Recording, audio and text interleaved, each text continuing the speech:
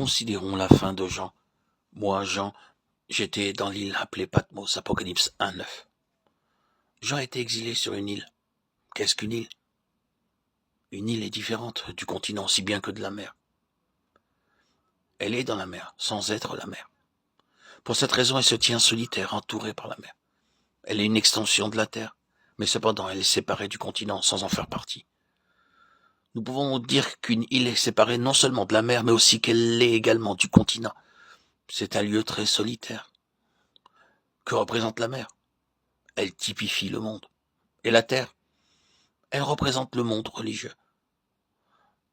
En transposant ces choses dans le domaine spirituel, une île n'est rattachée à aucune de ces deux entités. Elle ne fait partie ni du monde, ni d'aucun système religieux.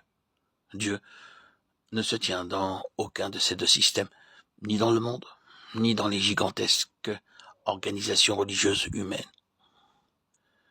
Et Dieu, dans sa sagesse, a déplacé son apôtre sur une île. Jean n'est ni dans le système du monde, ni dans le système religieux, mais il est sur une île. Combien grande doit être sa solitude.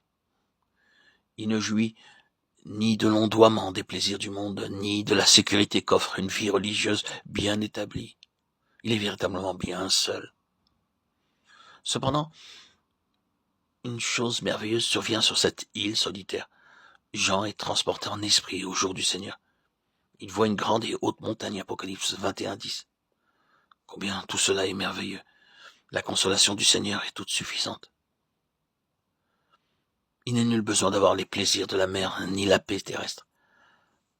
Seuls ceux qui sont séparés de la mer et de la terre peuvent jouir d'une réelle réunion avec le Seigneur. Le chrétien qui ne veut pas délaisser la position et la réputation religieuse ne parviendra jamais sur cette île. Sachons bien que le Seigneur nous appelle à cette île. Il désire que nous délaissions volontairement tout ce qui est seulement externe, afin de nous attirer près de lui. Bien qu'il n'y ait ni bateau dans la mer, ni pont pour aller sur cette île, le Saint-Esprit peut nous y transporter. Mais tant que les hommes sont occupés à autre chose, ils ne peuvent aller sur cette île. C'est à Jean que nous devons retourner premièrement. Saisissons tout d'abord cette réalité. Puis, redécouvrons ce que signifient les témoignages de Paul et de Pierre. Apprenons comment vivre sur cette île.